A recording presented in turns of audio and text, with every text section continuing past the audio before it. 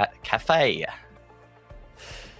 Yeah, Kafe, like, I've got to say, I'm sad that we haven't seen any ANZ teams go to theme park yet. It's one of my faves, but oh well, not to be, I suppose. Yeah, Kafe is where it's at. In terms of long-term history, we've seen FURY have some results to boast of on Kafe. They managed to beat Fnatic last season, I think it was, but just last week they lost it to Pittsburgh Knights, so I guess there is some cause for concern with that result there. As for Sinister, I haven't seen as many results from them, at least not back since the end of the split. So I don't know, this could go either way. There's not a lot of info necessarily. Yeah, I think the thing to note about that FURY loss to Pittsburgh is that it came down to essentially a 1 versus 1. It was only a 5-7 defeat, so it was quite close. However, as we mentioned earlier, Sinister pretty much wiped the floor with Pittsburgh Knights, so maybe they're not the best gauge sort of heading into this matchup. So as you said, it's a little bit of an unknown.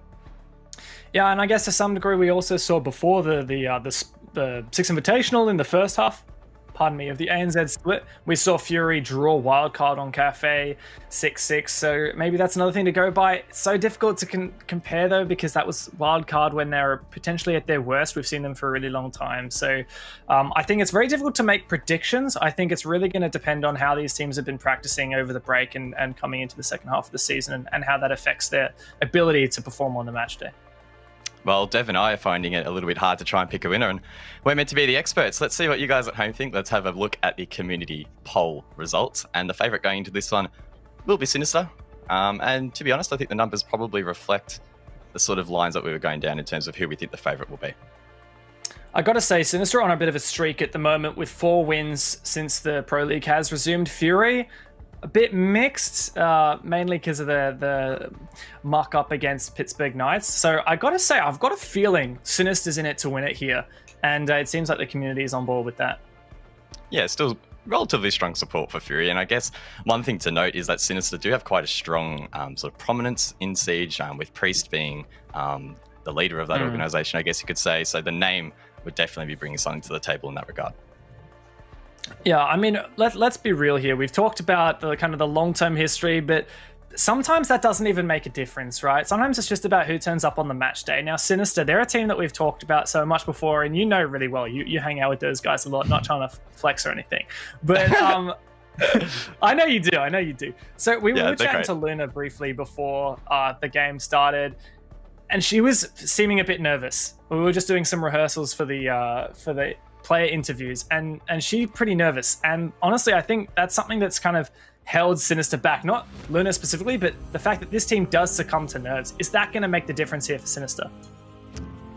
Well, in recent form, Sinister have been able to put the nerves to the backs of their minds. Can they do it here against FURY? It is matchup number 1 on Kafe. Let's get into it, Dev. The ban phase first up. FURY, of course, having that first ban being on the defense first. Yep, let's roll through these. FURY going to get rid of the Thatcher, bit of a classic ban. Not just in ANZ anymore, it's pretty worldwide. Going to make it much easier for the defense to deploy a lot of wall denial and information denial, your mutes, your Cades, your bandits, and not worry so much about Thatcher just being able to chuck a blanket over and get rid of everything.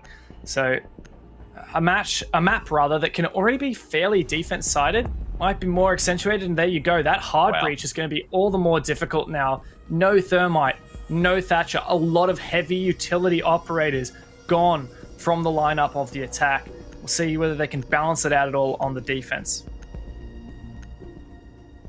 The attacking ban there from Sinister definitely screaming confidence, because they are only making that first half of themselves more challenging.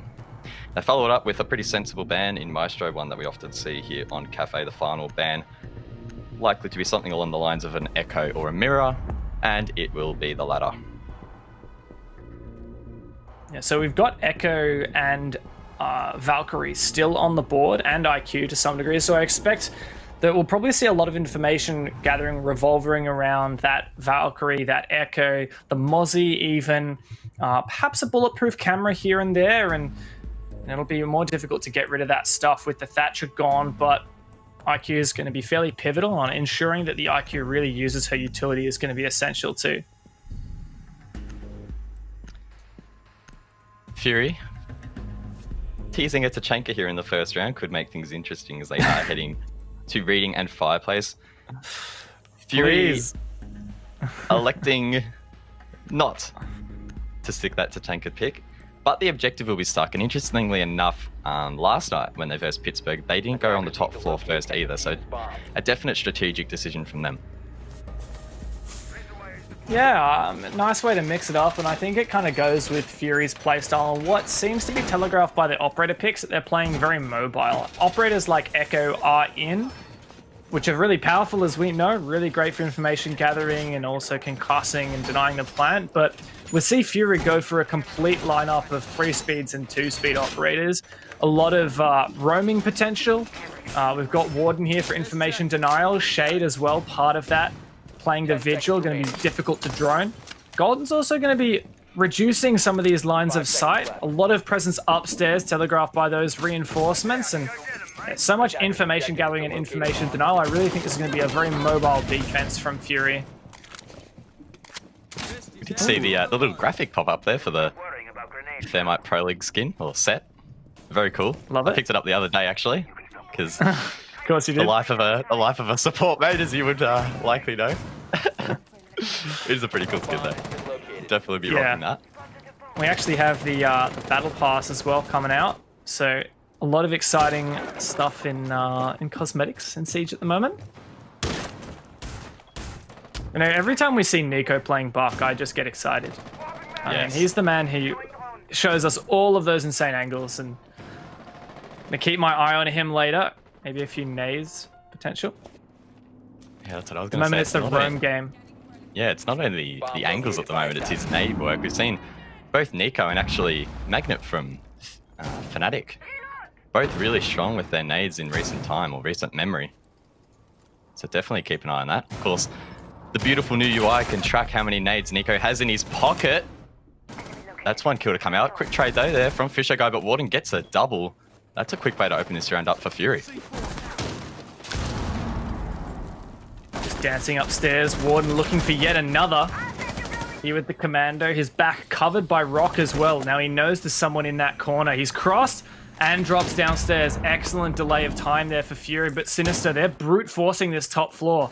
Vinny's a bit concerned. He knows how exposed he is. So Milo's going to drone up that top white area. He's going to quickly spot out that Fury have completely gone downstairs. And now Sinister can feel much more comfortable in this top floor. Nico beginning to use that skeleton key to full effect, creating a lot of angles down below. Trying to flush out any members of Fury that may be sitting on site. Vinny as well, joining in on the act using one of his 3 breaching charges. Sinister with a decent amount of time here, Dev, to continue to just prod the floor a little bit and maybe try and find one more pick. Yeah, that's of course the goal, taking top floor. Looking down through the holes. But of course, Fury has decided that it's about time to vacate the site and play horizontally. You can see Warden now in mining. Golden's still inside of dining, but he's safe from the vertical play because the floor above, or the roof rather, above him is concrete. Warden's making himself an extra rotation so he can go back into the long hallway if he wishes. He also spots out a drone, and he's going to keep pushing this flank. It looks like Sinister aren't aware. Could be dangerous if we get just a few seconds left. Warden does hit that triple. Can he get one more? He does. He's on for the ace here, potentially, Dev. He needs to find one more. Molosca is sticking that plant. Golden might steal it away from him here. But no, he will get the ace. Warden with 5 kills in the opening round, Dev. What a start here for him. And what a start for Fury to take round number 1. It's one way to make a statement, isn't it, Warden? And there you go. Great way to kick off the series for Fury. And look, we were a bit concerned for them. We were saying that Sinister were the guys more likely to come out on top of this one. And, well, to see an ace. So, well, I don't know what to say about that one, Warden. We had him on the... we were having a bit of a chat to him before when he was doing the rehearsal, testing all the cameras were working, and he seemed pretty chill. He didn't tell me he was going to ace. No. Definitely kept that one secret. That is now the second time I've casted an ace. Actually, no, the other one wasn't an ace, was it? I was thinking of the Geo clutch. Do you remember that? In the very first round of ANZ Pro League, Geo hit a 4K, which was technically it was not an ace clutch sort of. But it was a 1 versus 5 clutch. He just didn't get the 5th kill, but he didn't need it because he delayed enough time. And a lot of great moments we've had this Pro League season, and we're lucky that Fury is just adding to that at the moment. They're going to go top floor now. It's funny. Go on that downstairs objective first. And library means that they can just head upstairs. And they will bring the Echo this time. Golden, you might not be too busy this round if Warden continues his form. Sinister not able to really get anywhere near side, and once Molosca did, it was game over, and Warden collected that final kill. The real concern for me was the fact that Warden was able to flank upstairs. There was a drone, and he just shot the drone and kept walking. There was no one on the drone when he shot it, and there was a player who was dead on Sinister, at least one player, because Warden had got the opening kill earlier in the round. So if you have a player dead, they should be flicking cams, and that flank watch is one of the most essential cams to be flicking. And even if they were flicking cams and they saw that it was destroyed, like they noticed that there was no camera watching the red stairs flank, they should have said that. So as much as I do want to credit Warden for that, he was gifted the opportunity by Sinister on lax flank watch. And Warden will get another one. That's 6 in a row here, Dev Fisho. Unfortunately, the opening death here for Sinister. Once again, just given the license to just run around and gun, and this is the exact playstyle that Fury brought against Wildcard. It unraveled them earlier in the season, and so far Sinister are basically writing the same storyline. They need to try and get some frags back here, try and gain some momentum.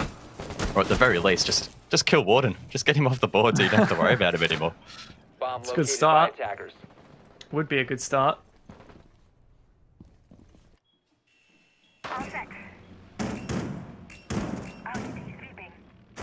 Golden. Still flicking through those cameras. Not much to see though. Sinister playing from below. We're going to see Vinny on the IQ getting to work, trying to clear some of that utility. Flash is coming out as well. An explosive there. An explosion of some description will damage Vinny. Possibly a friendly nade. Either way though, it doesn't do a lot. Shade gets another kill though. So that's Nico off the board, and another flank there potentially was shut down. Great kill from Vinny, leaving it in a 3-on-4. A winnable round for Sinister.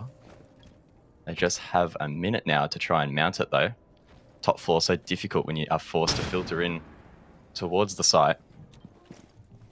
There's still that room below as well. Yeah, Warden's still left and below. Another C4 kill. Wow, this is just aggression, isn't it? Milo's actually dropped the skylight potentially here, and he's made his way in towards the A bomb site. Can he net this kill? He will. What a flick onto Golden. That's his double for the round. And a round that didn't look winnable is now so for Sinister. That plant is being stuck potentially. He can Warden deny. That's a little bit lazy from Molosca there. Not waiting for his teammate to cover. They had plenty of time in this round, Devon. Just like that, it's basically fallen apart. Vinny completely separated from Milo. Now Vinny's up for the clutch. 1 versus 2. Time's ticking away. Just 15 seconds left for him to make it work. Warden and Sushi playing the passive game. They know they don't have to push him. They know he has to plant, and they're just going to hold a passive angle onto the diffuser and find that one. It's Warden again. Who's surprised? Not me. There you have it. It's a good way to get things going for Fury. 2 rounds straight. What an opening 2 rounds. That was, yeah, a very refreshing way, I think, to start that map. It was a little bit hard to follow what was going on because Fury, they were just running around like absolute rake stars pretty much. And Sinister, unfortunately, not quite able to shut that down yet. It worked, and I think part of that was, if you want to get really nerdy about it, right? We had that Thatcher ban, and that means that if there's any utility, whether that's echo drones or wall denial, that's all going to be, if you play an IQ, you can go downstairs into library and shoot that through the floor. We saw Vinny downstairs there. And so Fury are playing into that by having a heavy roam and heavy presence downstairs. Then expecting Sinister's going to try and take that map control and get rid of utility through the floor, and they're going to get flanks off of that opportunity. And it worked. They had 2 picks onto the Sinister guys before Sinister really had a chance to start pushing onto the site, and that's when I saw Molosca. He spotted an opportunity. He said, there's not enough people on site. I can drop the skylight. He tried it. Unfortunately, he was too separated from Vinny that by the time Milo tried to get that diffuser down, there was no one to cover him. But yeah, I wonder if Milo had waited just like a fraction for Vinny to maybe have a better angle on the skylight, that round could have played out differently. But again, hindsight's always 20/20, and we have the privilege of seeing exactly where those players are positioned, and we don't know what sort of intel that Sinister would have had on the table anyway. So I think by that point, Molosca had to try and get a play going, and unfortunately, it just didn't quite pay off. Yeah, well, there's only so much you can do, and a lot of the time, especially because we're in such a, I would say, defensive-sided set of bans with the Thatcher and Thermite taken off the board. So I feel like if you're an attacking side and you've just lost 2 in a row, you can't be kicking yourselves. A lot of the time, the more rounds that one side wins consecutively, the more opportunities that is for their opponents to start to realize, okay, this is how these guys are defending it. Let's start to make adaptations. Let's start to figure them out and change things, change the pace of the game. That's definitely what Sinister is on for at the moment. And of course, Fury, now that they've won 2 straight defenses, they're going to have to move on to their tertiary site. Probably going to be Kitchen. So Sinister attacking Kitchen. To be honest, without a Thermite, that's actually going to be really tough, I think. They're probably going to have to try to go for a lot of vertical pressure, which means they're going to have to roam clear. That's exactly what Fury wants, because roaming is their speciality. And yeah, I mean, it could just be a fairly rough attacking match in general, and we'll see whether that gets continued into the second half.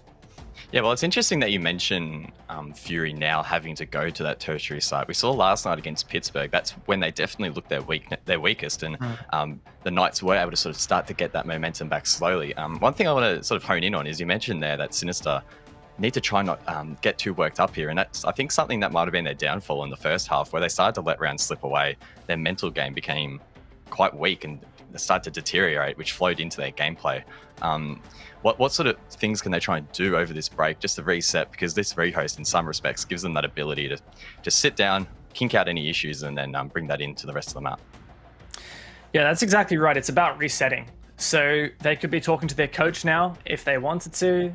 Serum, they could be just taking the opportunity to talk to each other. And in these circumstances, it's not necessarily strategic opportunities that you're going to be talking about, saying, hey, why don't we bring this operator to do this operator? At the moment, it's just about keeping their heads. Maybe you could just start to talk macro strategy, start talking about, okay, Fury, they're playing really loosely. They're trying to play the roam game. They're taking advantage of the fact that they're just going to hide, be very elusive. They're going for flanks, and they're punishing us when we're not watching. If we start to see Sinister maybe being a bit more vigilant with their flank watch, maybe bring some Nomad, cut off those flank opportunities, even bait some aggressive plays from Fury and punish them, they could get an early man advantage, which is something we haven't yet to see. Warden's got the opening kills both of these rounds so far.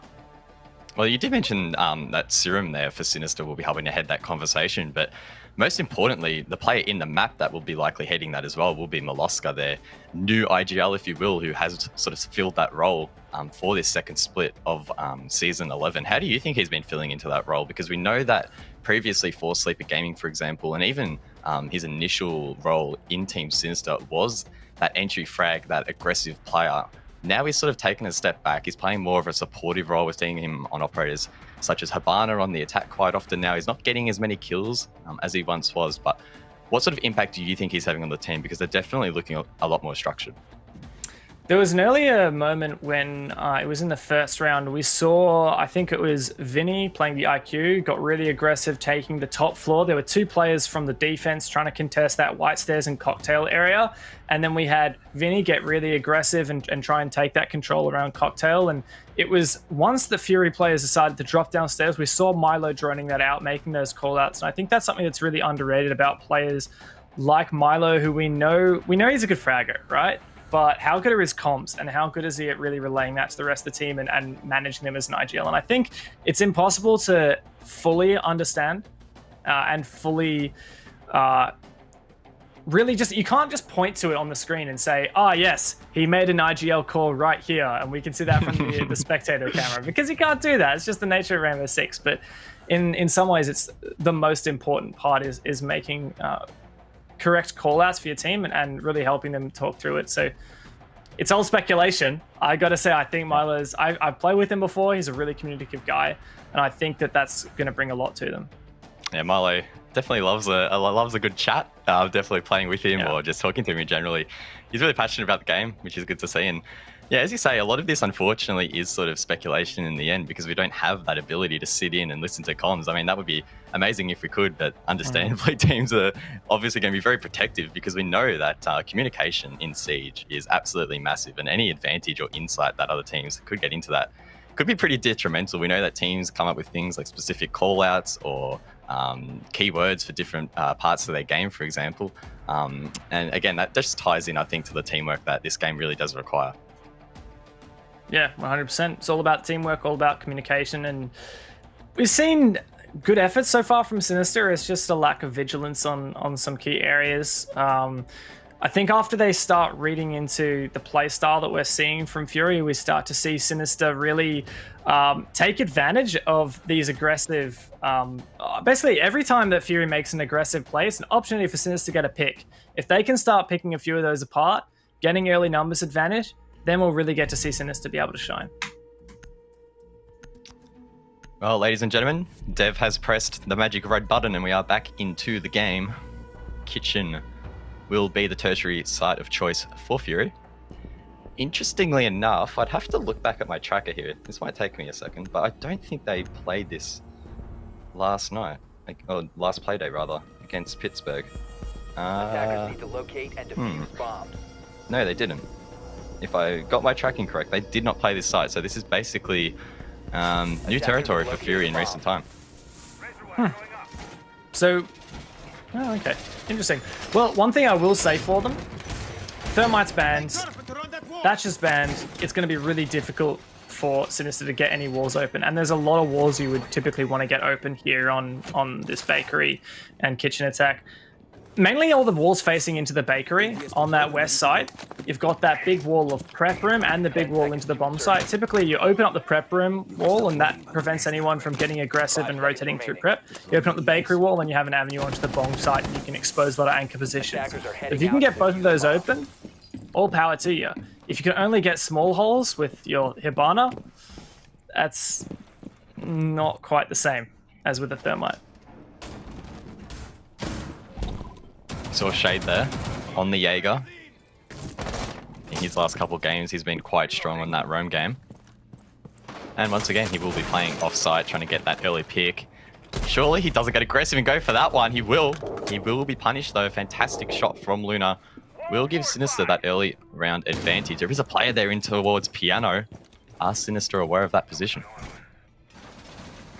This is what I was talking about. Fury are playing aggressive, and there you go. That's 2 early picks from Sinister. Maybe they have had the opportunity to just talk that through and say, look, Fury, they're going to walk into our guns if we sit there and we wait, we locate them, and we shut down that aggression. It's working so far, and I've talked about how it would be so difficult for Sinister to win this with no Thermite, but these 2 opening picks could be exactly what they need to make it happen.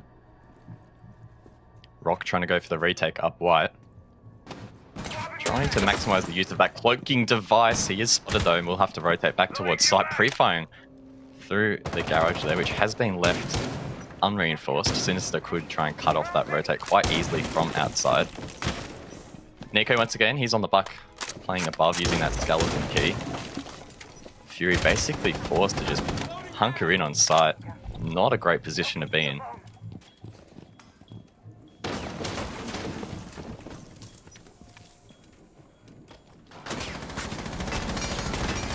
And that vertical play is coming into effect now with Nico above.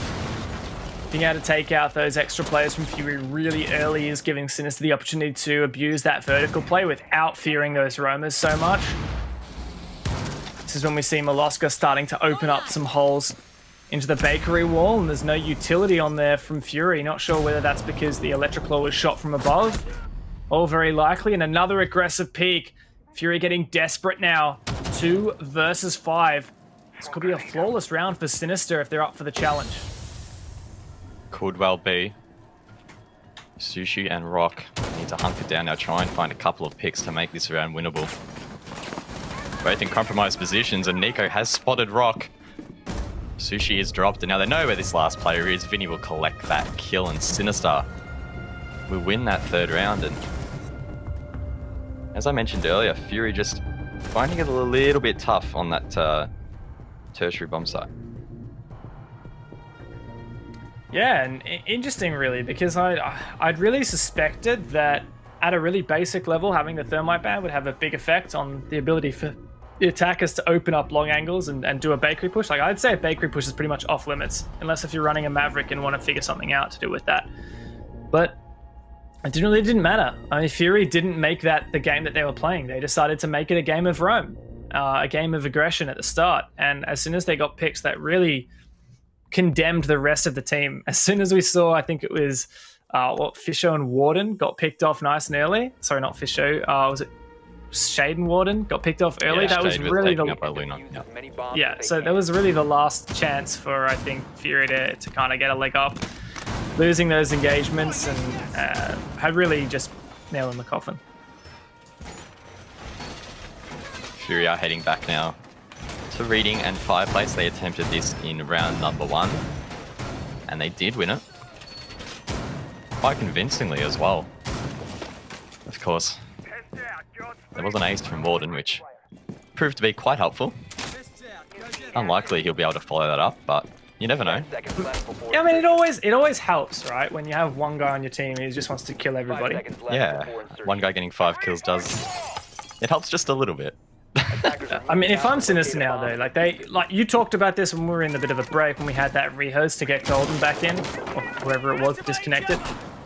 We had an opportunity for Sinister to talk about what went wrong and to fix these problems. And it looked like they did just that. And mind you, it was on this bomb site that you're saying is a weaker one for Fury, but Sinister perfectly read into everything that had previously caught them off guard. That was the aggressive place. And last time Sinister attacked this, not only did they lose the opening engagement, but they also lost 2 players to a flank from Warden. I don't think they're going to lose that again. Luna's playing the Nomad, and they're going to be ready for it. Nomad will prove critical in cutting down those rotates. Luna, interestingly enough, already using 2 of those air jabs, potentially for runouts outside.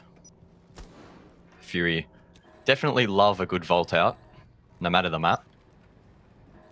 Luna's aware of it. Definitely too. aware of that. She can hear me saying that at the moment. As Rock is in a potential position to go for it, but Fury at the moment playing a relatively sensible roam. Nice drone work there from, I believe it was Molosco. Fisho taken out, but there's a good refrag from Luna. Excellently done, and now she's cautious. Wary of that refrag potential. Vinny also gets up nice and aggressive on control, and now Warden going to try a C4 through the floor, but it misses. There's no one up there. Rock still an aggressive position on the white stairs. And Warden might be actually keen for this flank again. He's got Golden nearby. Surely they're not going to go for this. Warden. I don't think Luna actually went to red stairs. Red. No, she didn't. And Nico gets downed. They're outside still on that cocktail balcony, which isn't going to be helpful in denying that. So definitely keep an eye out on Warden, who could hit this. It looks like Vinny is cautious of that flank. Luna was flicking drones as well. Sushi's taken down so low that on the overlay it looks like he has no HP.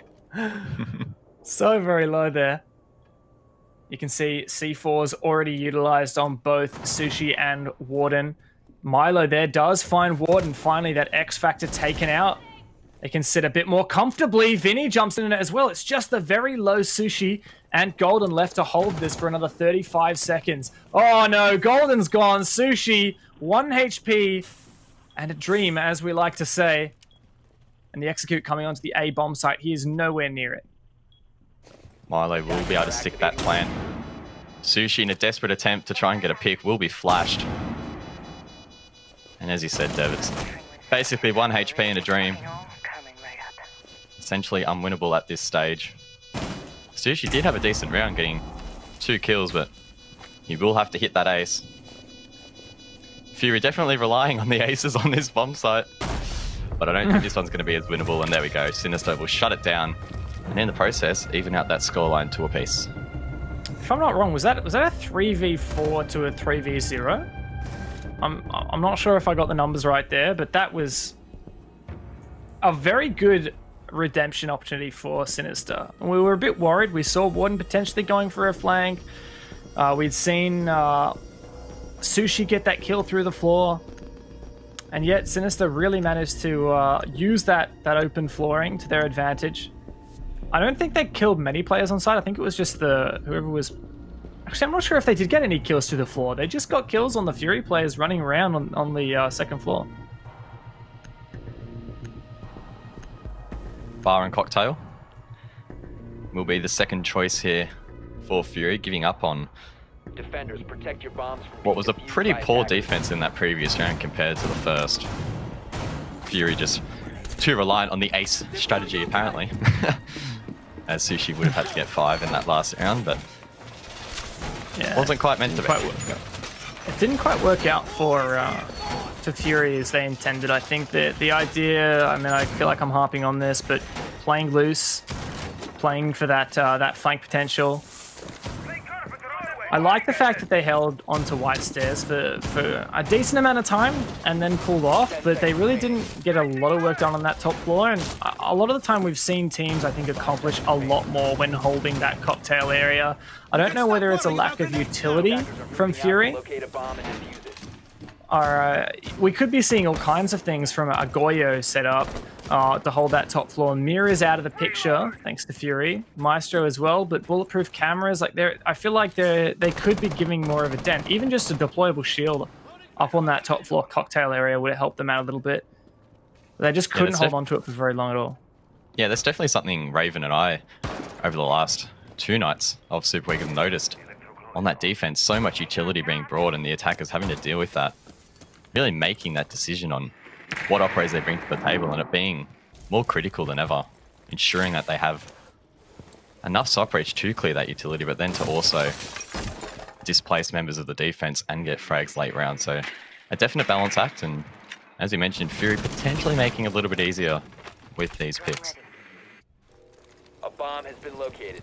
Nice progress so far from Fury. This is a bar cocktail top floor defense. But Sinister have made some good progress this far. Again, it's very much a map control taking control from the bottom and working upwards. In fact, there are 4 players in the building. It's so typical usually on these kinds of attacks. You'd see multiple players on the roof taking control of red stairs, taking control of piano, but this is very much a vertical focus. In fact, I wouldn't be surprised if we see the execute coming primarily from these east windows. A very unorthodox approach from Sinister thus far. Vinny, he gets the first pick though, so it's paying dividends. Unlucky for Nico, not quite able to find that second one. Does shut down that critical long angle though. Vinny here holding an angle potentially for a second, but Warden will get one back onto Nico, who was playing below that angle from a bomb site. Might not be as dangerous. Vinny will fill that void, but maybe a little bit too late.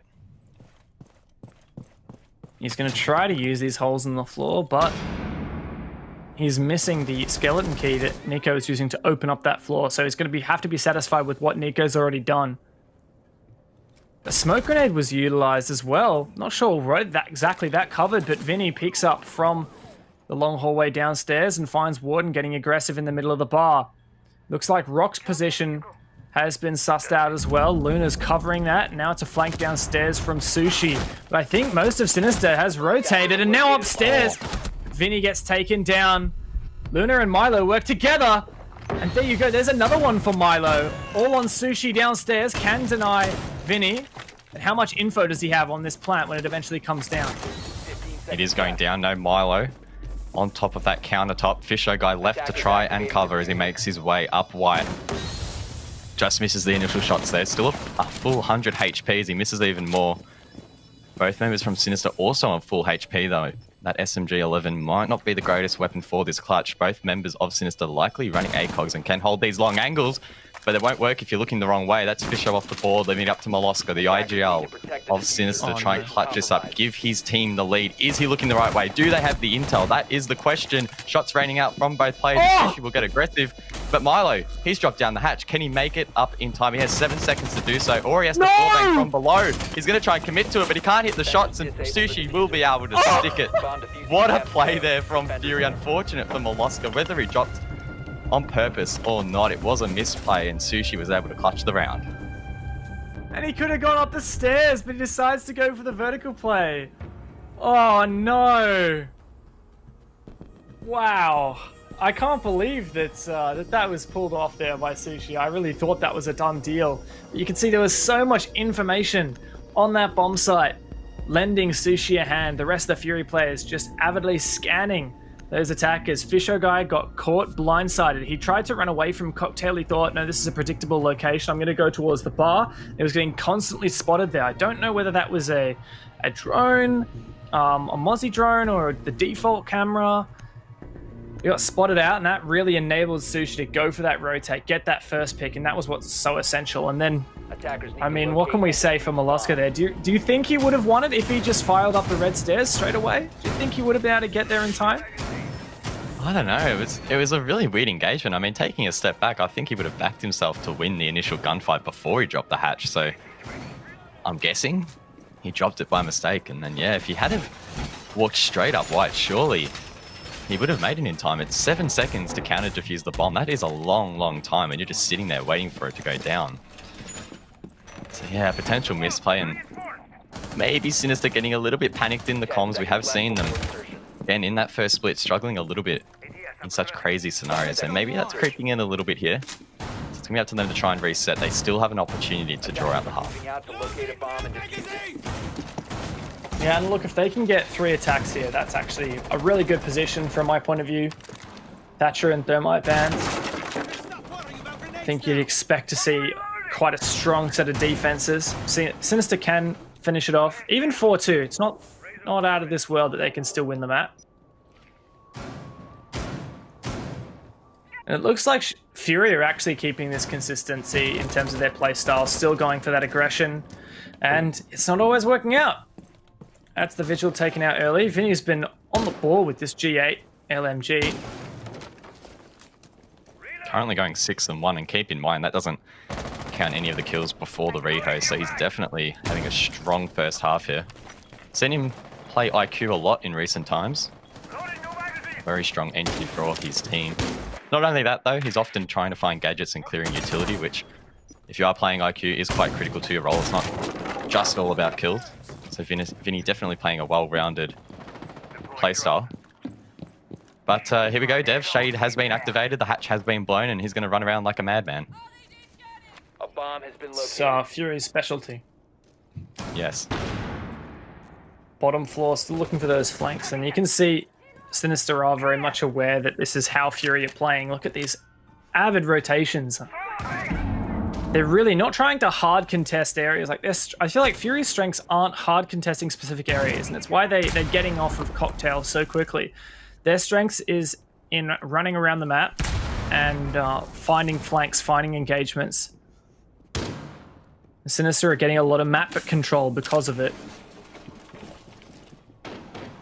This round going down quickly. It's felt like it's only really just begun, but there's only a minute on the board, Dev, and Sinister now need to try and mount this attack, try and take full advantage of that early pick onto Rock. Fisher guy using the tracker there. We'll be able to spot one player. Not quite sure who that is, but he is currently below Fisher guy. It's likely Warden or Shade. Yeah, Warden. It was Warden. Yeah. And I think Shade, that's why he's going to go through the smoke, Dev. This could be massive if Shade gets aggressive, but he looks at the wrong angle. Fisho shuts him down, and now the round is massively open here for Sinister. They could well draw out this half. It was an attempt at the bait from Shade and Warden. Warden being spotted on the Jackal scanner, and Shade trying to make an aggressive play, expecting Fisho wouldn't think he's there, but there's only 20 seconds left. Where is this execute? Nico does find one, and here we see Sinister begin to collapse. It's really going to be mostly up to Golden here. He's in a better position. Warden wants to flank up the stairs, but Fisher guy takes him down. Golden in such a difficult position, and players are chasing him down. He finds Vinny, plant down, but they're just going to keep on chasing him until they get that round. It's a tied half. Sinister 3-3. A great round from Sinister, and not a bad way to end the half. Of course, they were 2-0 down at the start of this attack, but they managed to bring it back with some really nice aggression and showing the ability to shut down any sort of roam that Fury are trying to bring to the table. Fisher guy as well in that last round, Dev. 2 massive kills. If he hadn't have got either of those, the round may have fallen apart.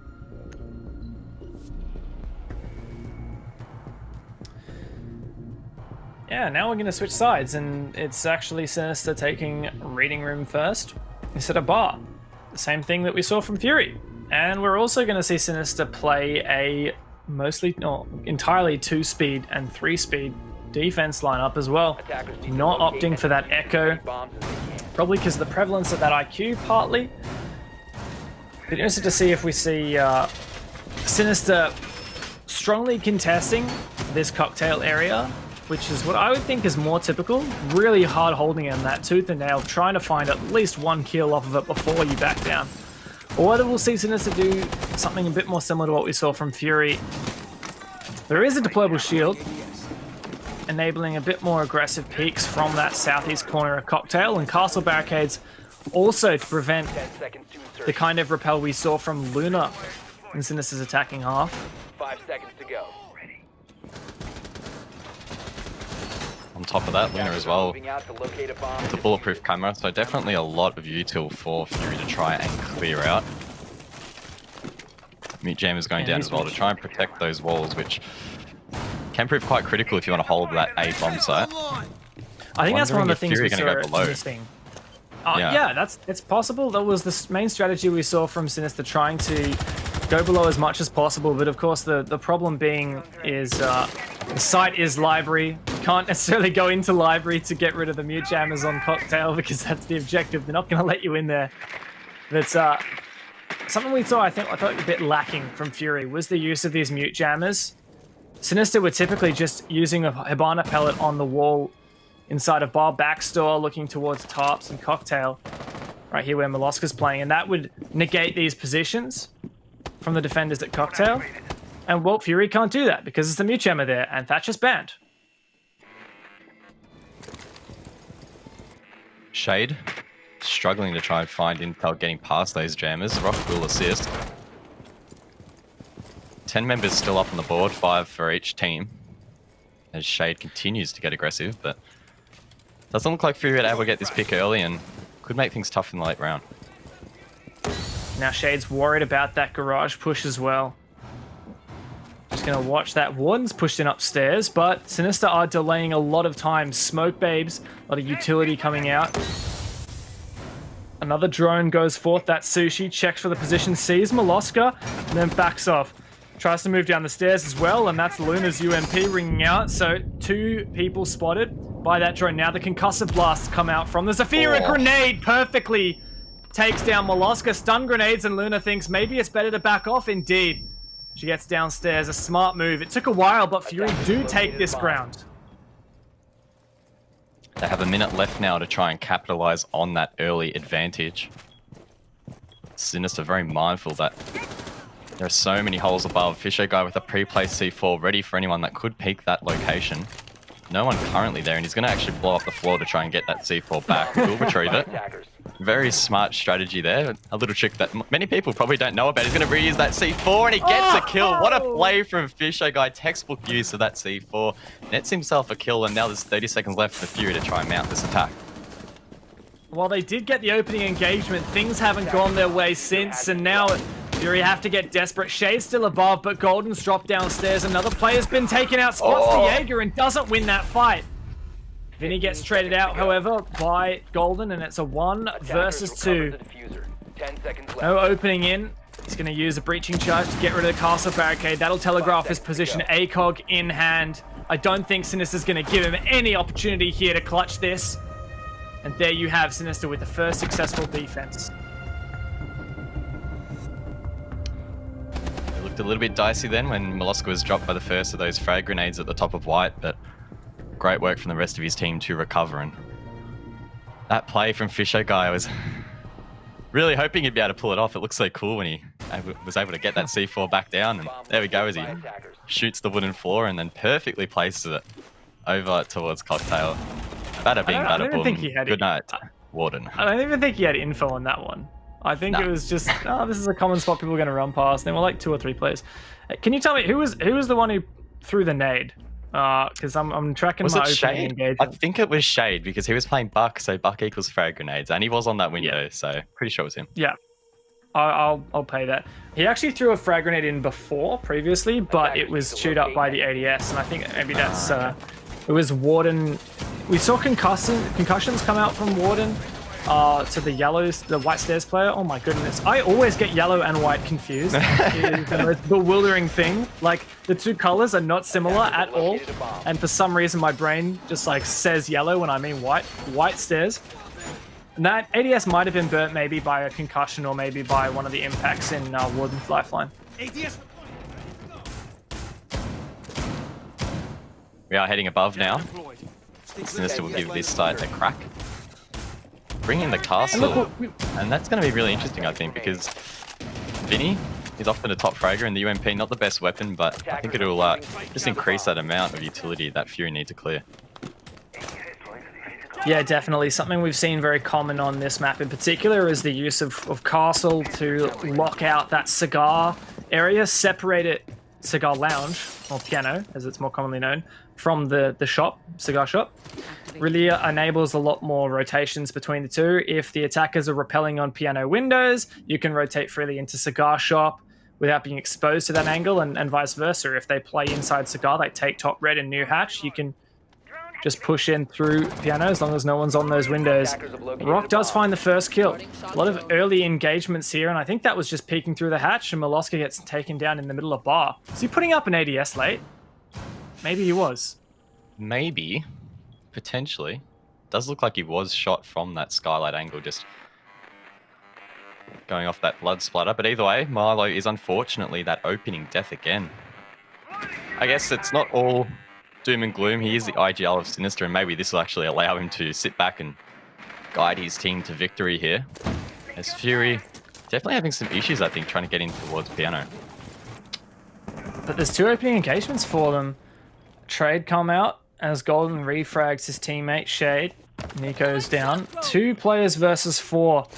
And once again, these mute jammers really frustrating Rock. He's playing the Twitch, no doubt, because that Thatcher is gone, trying to get rid of utility as much as possible, while also being a great fragging operator. It's just too difficult to get rid of those mute jammers. We are seeing his castle barricades now have an impact. Rock using one of his 3 breaching charges to break that one. Luna currently in an engagement over towards Cigar Shop, does lose a little bit of her life. All 4 members critically on 100 HP, so this is going to be very challenging for her and Vinny to clutch up. Neither of their weapons the greatest, so they need to hit headshots here if they want to be a real chance. Fury have a lot of time to work with as they try and mount this attack. It looks like we are going to have a couple of players push over towards Bathroom, straight into Vinny's line of sight. But he's whipping those shots. The UMP rate of 5 proving to be so challenging. The super short, he comes up clutch. He almost gets a second potentially, but Golden will shut that down. Luna left in a 1-on-3, the MPX in hand. That drone going straight past her, spots her out, and the quick peek from Rock will shut her down. Great work from Fury, getting that attack, and I think we were a bit worried at first. It didn't look like Sinister had a lot of util to deal with, Fury had a lot of utility to deal with what Sinister had set up, but those early picks makes all the difference. Really opens up opportunities for you to push without being so concerned. As soon as you're in a 5 versus 3, you know that it's less likely people are going to be peeking aggressively in a certain area because there's got to be players on the bomb site. And as soon as you get information on one player, you know that's a third of the remaining defenders. Fury finding those opening picks, working off the back of that.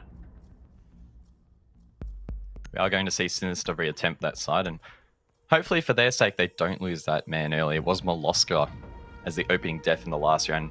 Not really having much of an impact outside of placing those ADS devices around the map.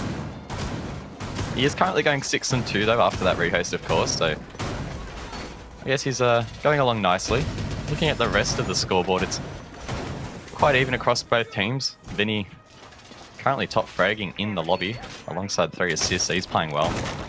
He is once again playing on a pretty heavy support character though, so these roles from Sinister are pretty interesting at the moment. Vinny being support? Yeah, I think Sinister... I don't know, it's like a frag support, sort of hybrid, I feel sometimes. I feel like Sinister play, all of them are, any of these 5 players is capable of playing a fragging role, and I would say most of them, if not all of them, are also capable of playing those supportive roles as well. And we see, in my view, Rainbow Six esports becoming more and more hybridized.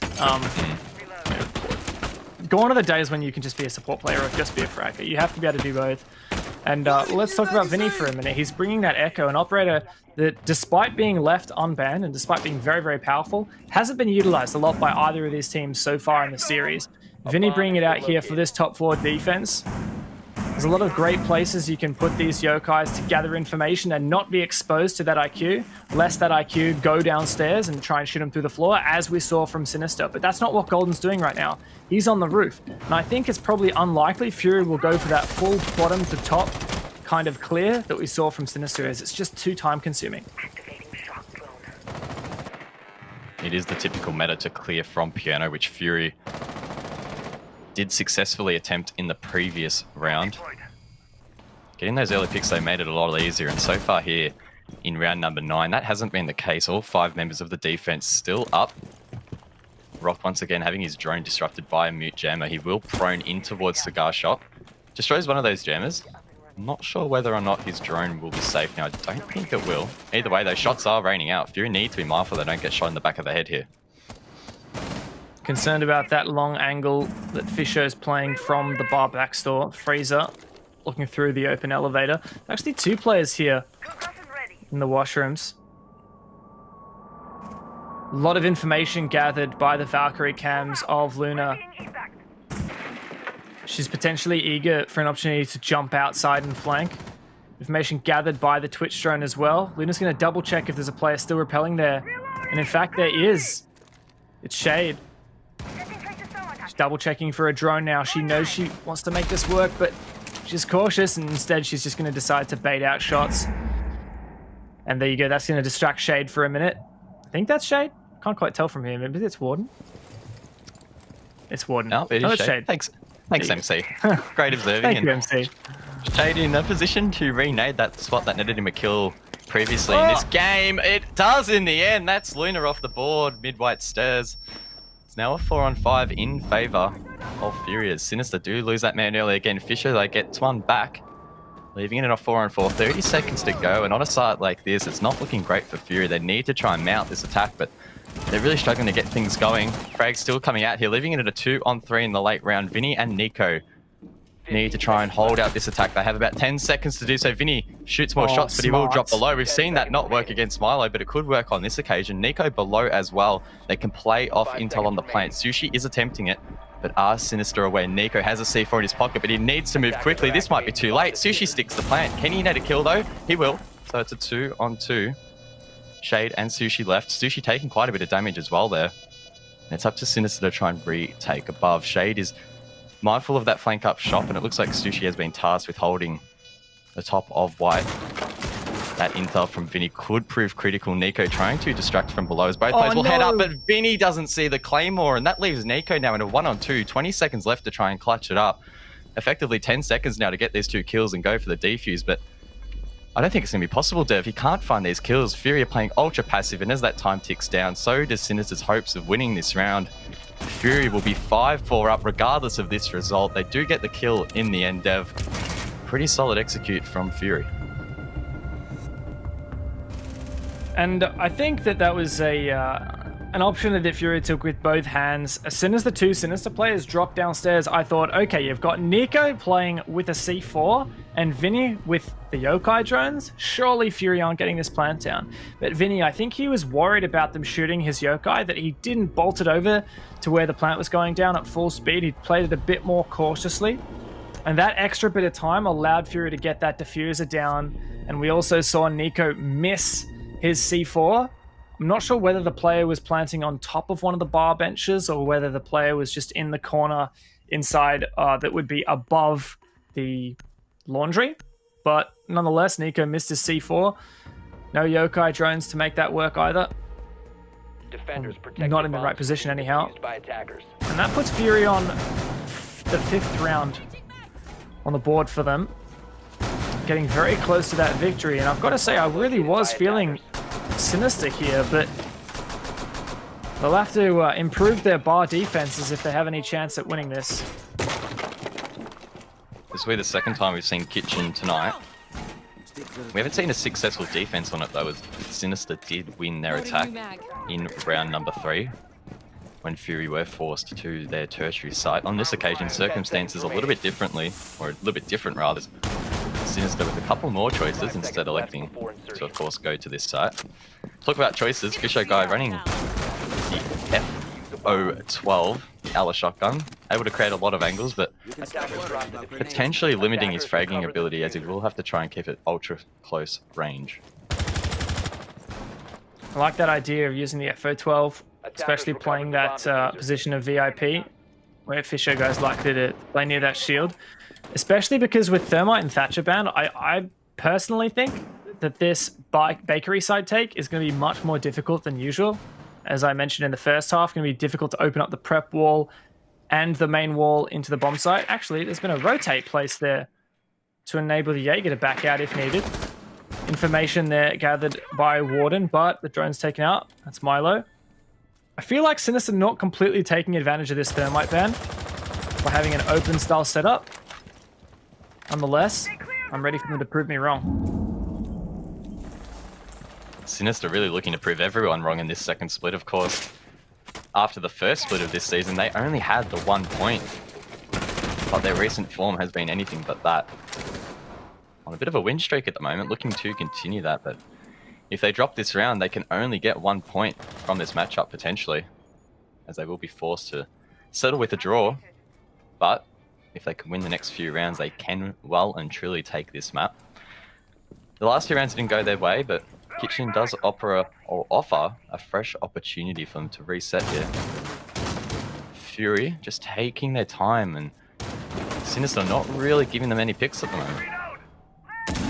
It's a 5-man on the bottom floor defense for Sinister. 5 players all downstairs, and Fury decided it's an opportunity to take map control. So they're going to do just that.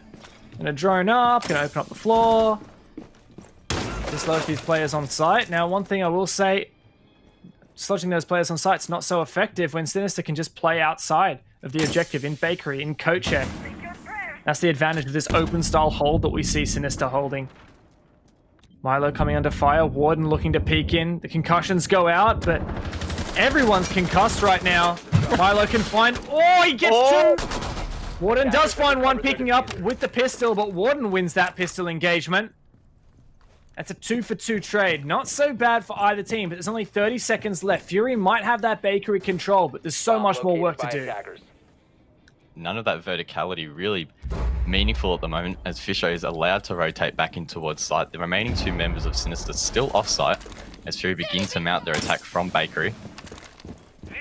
That hole has been opened for an entry, but that could well be a funnel point that Sinister can exploit, and Fury now only with 10 seconds left on the board. Rock has the diffuser in hand, and he's going to go deep in towards site. He will be dropped though. It's a 3-on-1. Warden needs to try and collect what has been scattered for him, but Sinister will take the round. And this really could go either way now, Dev. No doubt the FO12. Yes, yeah, you're right. Yeah, I was a little bit critical of it, I will be honest, but Fisho highlighting its strengths there at the end. I do love the FO12, but yeah, as you said, we're at 5-5 at the moment. Next team to win a point puts themselves on match point and guarantees at least 1 notch on the standings. 1 point out of this matchup. 1 point for a draw, 3 points for a win. Nico, please. What is this, Tachenka? Mate. It wouldn't surprise me if he actually stuck this, you know. It is Nico. It is Nico. Yes. 4 seconds, 3 seconds, 2 seconds. Ah, no. That's a real shame. What a shame. I think he was thinking to himself, can't disappoint the fans, but at the same time, he really wants to win this round, really wants to win this match. And look, this is the 3rd time that Sinister would be attempting Bar Cocktail, and they haven't won it yet. It's, I don't know, concerning time to be rooting for Sinister here. They've got to change something. Of course, the stakes of this match is quite high. Both these teams heading into tonight are sitting on 10 seconds remaining. 13 points. meaning that the winner of this overall will have that round advantage, which will prove critical in those final standings. And of course, these teams are fighting for prize money at the end of the day, so not only is it for pride, but it's for a bit of cash in the back pocket, so neither of these teams wanting to give up here. And so far, we've seen quite a struggle ensue. And another thing to point out is also that these teams are tied, as you said, on 13 points, but with Pittsburgh Knights as well. And Knights coming up against Kanga, I think a lot of people are favoring Knights in that matchup. So let's say tonight, Knights come out with 6 points. The only chance either of these teams have at contesting them would be to win this. In fact, my eyes would be on Sinister, as they already beat Knights. So if Sinister can get as many points tonight as they can, Sinister will be on top of them, and on top of Fury, and on top of Kanga. That'd be a huge moment for Sinister, who've been for so many seasons really struggling to stay out of Challenger League. Definitely be a great end to what has been this fairy tale run. In the second split, if all goes their way, they could find themselves at the top of the bottom half, which will be such a great effort by them. Definitely build into what could be a big rest of 2020. But let's focus on this matchup. Fury going for the entry. Golden actually being lit up there. Gets away with his life though, and Fury trying to gain as much intel and as much vertical control as possible. Sinister not wanting to forfeit much of that control below, as we have seen them play there. They try and clear out Pixel, but those ADS devices causing a lot of issues, and it's all this utility that Fury need to clear that's wasting time. Frags are ensuing though, leaving it in a 4-on-4. And that's the Yokai wielding Echo to get picked up first, and Fisher is just so confident with the shotgun. In those close range engagements, he takes down Sushi. It's looking pretty good for Sinister. 4-on-3 now, and these attackers are in desperate times. Not a lot of utility remaining. They're just going to storm all the way through. But is Milo ready for it? He finds one. Shades take him down, but Fury aren't out of this yet. It's all on Rock. He spots one player. 3 to find. 40 seconds to go. They haven't won this defensive site yet. This would be huge for Sinister. Rock is completely surrounded. Surely there's no chance for him to get out of this alive. 30 seconds, and he's just terrified, running around, checking every angle. Checks the next one, and Sinister are just playing hide and seek with him. Rock gonna peek onto the next one. Is Milo there? He is, and he manages to lose that fight. This is still possible for Rock. Don't want to count him out just yet. Gonna try to plant this diffuser. At least bait it. The player peeks out, and there you go. Sinister onto match point. Fantastic round there from Sinister. The rush being foiled there as Luna collects that final and vital kill for her team. Sinister now have secured themselves at least 1 point tonight. So at least heading out of this first matchup, they will be potentially even or have the advantage heading into the second matchup between these teams, which I think will give them a really nice confidence boost if they are able to edge ahead. Reading and Fireplace though, Dev, will be the final site here. We've seen this site get quite a bit of action so far in this matchup, in this second half. This will be the second time it has been played. Unfortunately, Sinister did lose it on that occasion though, so hopefully they can mix it up a little bit here heading into their second attempt. Sinister, did they win? They defended this once and they won it, right? Round 7. I put blue team as winning it, which would be... Oh, that would be Sinister. Okay, my bad. You know, no, what I've done not wrong the blue, is... not the blue logo team. I put Fury on the blue side of my tracker by mistake, not Fury, and it's probably because of those damn logos. Oh, well. Yeah. Oh, well. I actually just realized I have the old Fury logo in here, which is in fact blue. Unlike the yes, Fury they're even logo. more confusing. Yeah. But yeah, there you have it. So Sinister's actually won this bomb site once, and they haven't tried it since, actually, which is interesting to me, because they insisted on continuing going back to Bar Cocktail.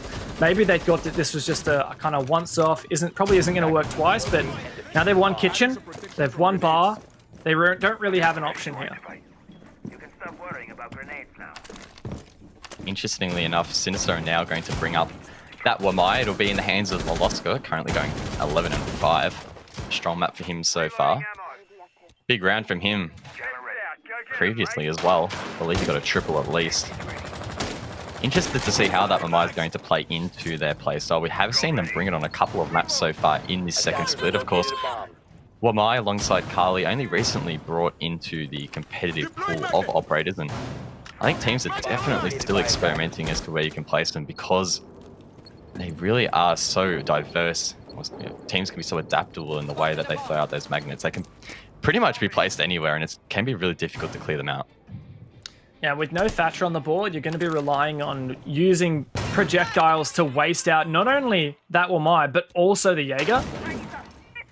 And yeah, that bulletproof camera is still up, so we'll need to see Fury use that utility more cleverly to waste out these projectile catches in order to destroy the actual utility they're going for. In that case, that bulletproof camera. That's 2 Ash charges wasted, and still we have deployable shields in abundance. We have plenty of utility that they would need that for. And Nico finds the lead-off kill onto Shade, roaming downstairs. This is looking to be good for Sinister. Great start for Nico, who has had a relatively quiet map for his standards in this second split, but still a very solid performance thus far. And Fury now feeling a little bit stalled out as they continue to try and clear this side of the map. They still have 2 players to contest inside of Cocktail, and Warden's going to get very aggressive to try and get the first, but that shield creating such a terrible angle, and he can't clear it with the lifeline. The ADS will protect it. And again, the timer is ticking down. A minute to go as Fisher gets one as well, and there could be one more pick as well from Vinny. It will be. It's now a 5-on-2. Sushi and Warden left to clutch it up, Dev, and it's looking pretty grim. Sushi downstairs. There's so many players left from Sinister. They can watch every possible angle. Sushi slow peeking around this next corner. Can he win the fight? It's close, but he does take down Luna. Warden as well looking downstairs. Sushi's going to try to open some angles onto the bomb site to expose these players. Potentially a vaultable hole as well. Fury don't have a lot of information. They're separated. They have to count on both Warden and Sushi making an impact, and Nico takes down Sushi for the match. Sinister take it 7-5. Nico, a huge final round. The opening kill and then so many more after it. A big round from Sinister and a big map overall, able to bring that one back. Great 7-5 victory for them. Will edge them in front of Fury in the standings, at least for now. What a performance, Dev. I think after that rehost, they definitely brought a new team to the table. They didn't allow those first 2 rounds to really affect the rest of that map. And